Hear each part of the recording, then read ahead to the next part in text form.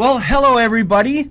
Conversations with Coyle is back on the air, and I got my special guest here, Chelsey. Chelsey is one of our hospitalists here at VMH. Been here for a little over a year now, so we're going to get to know Chelsey just a little bit better today. So, how you doing, my friend? Good. Nervous? Yeah, it's just a conversation. No reason to be nervous. All right. Well, let's dive in, shall we? Yeah. Okay. So, tell us a little bit about you. How long have you been at VMH, and what got you working as a nurse practitioner? Yeah. So, I was born right upstairs here. Grew up in Spring Grove, so not far from here. What got me working here? Well, I've been here since I think November of 2023.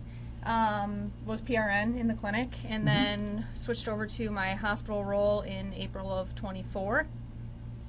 I did my clinicals with Sue in my last semester of school, and I fell in love with it here, and basically just waited for an opportunity to arise where I could come on full time, and here I am. Were you surprised when I gave you the big phone call saying, hey, do you want to come work for us full time as a hospitalist? I had been forewarned that the opportunity was available. I was nervous about, diving right into the hospital, being a fresh nurse practitioner, but I'm so glad I did.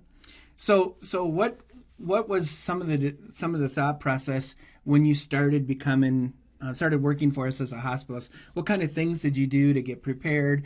And then what are you doing now to stay current? Yeah, so to prepare, I took a boot camp, and that was the down and dirty rundown of, how to take care of a patient in the hospital, which is much different than primary care. And so I did that. I studied up. I spoke with a few old colleagues who did hospital medicine, and they gave me some great advice. Fantastic. Yeah. So what does I hate to say typical day, because there's no typical day in healthcare, but as a hospitalist here at VMH, talk to us a little bit about what you do each and every day, so the folks that may not know what a hospitalist does, they'll understand a little bit better. Sure. Yeah. So as a hospitalist, I come in the morning, I review my patients' charts, look at their labs, vitals, intake, output, weights, talk to the nurses, see how the patient's night went, what brought them in here, look at their medical history, just really prepare before I go into the rooms. Then we round, the pharmacist and I and a member of nursing staff round, do a physical assessment of the patient, kind of come up with a plan of care for the day, throw in orders, get any more labs, imaging, that kind of thing that we need. And then a lot of my job is putting it on paper, documenting it. Okay. And then I typically round again in the afternoon, check on, what interventions worked, what didn't work, and switch up the plan if we need to. If I'm not busy, I will pop over to the ER and get my hands dirty over there, see what's going on. Right. Yeah. Otherwise, fantastic. Yeah. So Laura is our other hospitalist. How do you guys interact and communicate about patients? How does that work with you working one week and her working the second week? How does that go?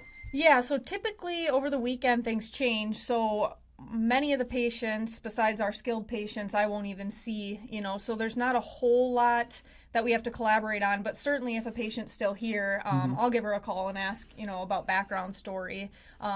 She does a fantastic job of writing notes, so I read and catch up that way, too. How about nights and weekends? Because you guys work from, 7 to 4 or 5, something along those lines. And then the physicians take over nights and weekends. Is that correct? Yeah. Okay. So do you guys, how does that communication work? Are they reading your notes when the provider or the physician has to come in? Yeah. Yep. So our notes are always there before I leave each day. My notes are done. So if the docs need to read up on what I did during the day, it's there. Otherwise, nursing staff is really great about keeping that open. Otherwise, Dr. Schwartz always is rounding with me in the morning typically, and so he'll catch me up to speed on. Good deal. Yep. Very important question. Is a hot dog a sandwich and is cereal a soup? No. No to what? no to either of those. A sandwich requires 2 pieces of bread. Well, what happens if your hot dog bun breaks into 2? That's a tragedy. You have ketchup everywhere. Oh, okay. All right. But it's still not a sandwich. And soup has to be hot. Does it? Yes. So you can't have. Oh, I see. We're going to disagree on this one because you can have some really good cold soups as well. All it requires is some sort of a liquid and something to go in the liquid. You got to cook it. Oh, I suppose if you put your cereal in the microwave, it probably wouldn't taste great, would it? All right, fine. Okay. All right. What's the best and the most challenging part of your role as a hospitalist here at VMH? I think the most challenging part is that of the variety. It's not, you can't specialize in one area and learn everything about it. So just when you have a couple patients that you got to learn all about the ins and outs of the kidneys, then, the next week you get a liver patient. And so then you got to relearn things. It feels like things get so far out of your memory if you don't see a patient with that particular ailment. And so the variety is challenging, but it's also the best part because it keeps you interested, keeps you on your toes, always looking up the latest and greatest of treatment options. And it's the best and most challenging. Also, being in critical access, not having as many resources at my fingertips, not having the specialty care at my fingertips, provides a challenge as well. Yeah, absolutely. If you were to give your 12-year-old self, let's go back a couple years, you're 12 now, what advice would you give yourself? Well, I don't know a single 12-year-old that takes anybody's advice. But I would tell myself to try to think long term. Okay. As a kid, you're thinking you can't see past Friday night. Right. And just letting myself know everything's going to work out. Everything will be okay. And think long term. Advice by Chelsey. That's awesome. Okay, another serious question. This is very serious. My son and I talk about this all the time. How long would you survive a zombie apocalypse? On my own? Well, I have such a drive to protect my children, so I feel like I'd do all right. My husband would help a lot. All right. So I think we'd do okay. Okay. We talk about it all the time. We watch The Walking Dead, and I don't know why. Never want to be in that situation. No. Hopefully we never are. No. Sometimes after some of the epic stuff we're doing, it feels like we're zombies, but that soon shall pass. If you could do any other job here at VMH, Chelsey, what would you do? I would love to work in OB. Work in OB. Yeah, I would love to be up in labor and delivery. Don't let Jane know that. Then away you go. It's always been something I wanted to do. Right out of nursing school, I applied to probably 20 different labor and delivery positions. Didn't get a single interview. Ended up in med-surg and never got the opportunity. But yeah, so any opportunity I have, if there's a laboring mom upstairs, Dr. Schwartz will grab me and I'll get to go watch the delivery. I don't get to help, but get to watch, be a part of it. Yeah, it's awesome. What is one piece of advice you would give to somebody who is like you in your shoes, just becoming a nurse practitioner, just becoming a hospitalist? What advice would you give them?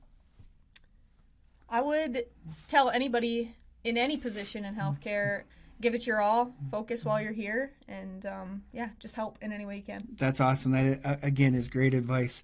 Okay, last question. What is one common myth that you would love to clear up about healthcare?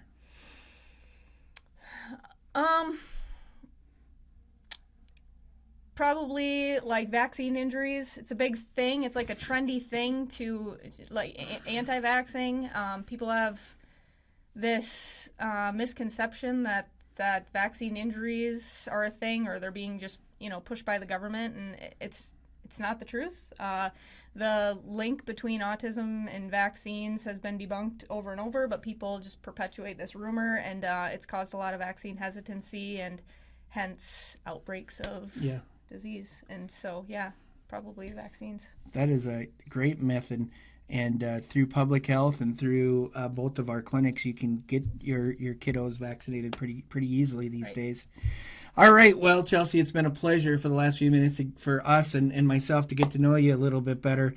And we really appreciate this program between you and Laura. I think it's great care for our patients. I know for a fact that we're seeing higher patient engagement.